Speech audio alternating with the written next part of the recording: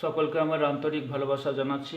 যারা বর্ধমান বিশ্ববিদ্যালয়ের প্রথম সেমিস্টারের ছাত্রছাত্রীরা আছো এবং যাদের মেজর ও মাইনর হিসাবে ইতিহাস বিষয়টি পড়ছো, তাদের উদ্দেশ্যে বলছি এই প্রশ্নটি এবং সেই সঙ্গে উত্তরটি তোমাদের দেওয়া হলো।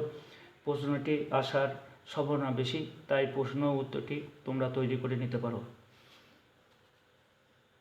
প্রশ্নটি হলো, গুপ্ত সাম্রাজ্যের প্রতিষ্ঠাতা হিসাবে সমুদ্রগুপ্তের বিবরণ দাও, সমুদ্রগুপ্তের কৃতিত্বের মূল্যায়ন করো।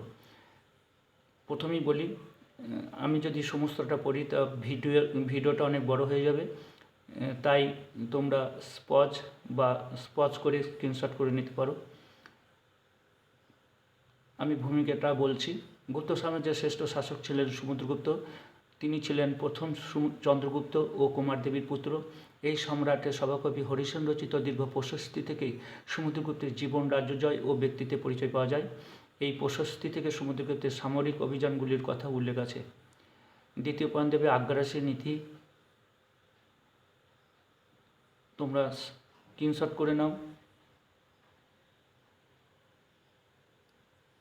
নেক্সট পয়েন্ট দেবে গুপ্ত সাম্রাজ্যের সীমানা।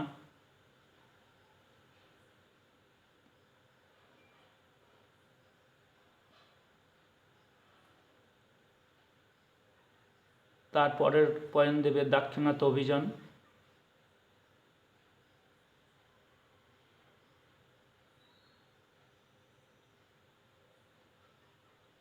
অশ্বমেধ যজ্ঞ।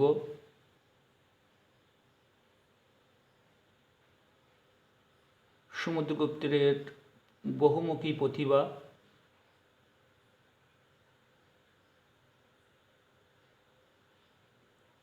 শ্রেষ্ঠ যোদ্ধা ও রাষ্ট্রনীতি হিসাবে সমুদ্রগুপ্ত।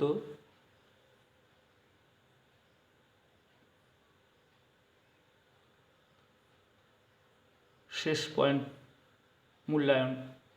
আমি এই মূল্যায়নটা একটু পড়ছি। তিনি ভারতের ইতিহাসে এক নবযুগের সূচনা করেন। তিনি বিক্রমাঙ্ক উপাধি নেন। তার বিভিন্ন ধরনের সুবর্ণ মুদ্রায় তার জীবন ও সাধনা চিত্র ফুটে উঠেছে। তিনি হলেন এই যুগের শারীরিক ও মানসিক গুণাবলীর প্রতীক। পণ্ডিতরা একে ভারতের ধ্রুপদী যুগ রূপে চিহ্নিত করেছেন। এই যুগ পরবর্তী কয়েক প্রজন্মকে নানাভাবে অনুপ্রাণিত করেছিল। এই ছিল তোমাদের আজকের বিষয়। তোমরা মেজর ও মাইনর হিসাবে যারা আছো এবং ইতিহাস বিষয়টি যাদের আছে, তোমরা অবশ্যই তৈরি করে নাও। এই প্রশ্নটা আসবেই আসবে। ভালো থেকো, সুস্থ থেকো।